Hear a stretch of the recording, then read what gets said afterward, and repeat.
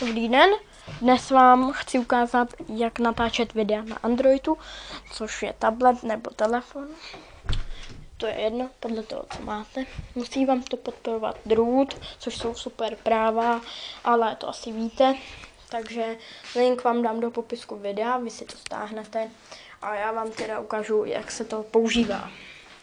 Takže tímto červeným tlačítkem startujete nahrávání videí.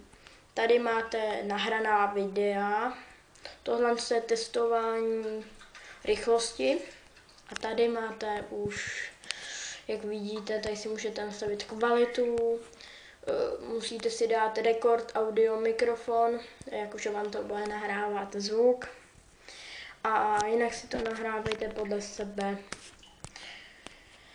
A to bude pro dnešek asi vše, takže děkuji za zhlédnutí, když tak dejte like nebo dislike, popřípadně odběr, ale tomu moc nevěřím, ale jinak nashledanou.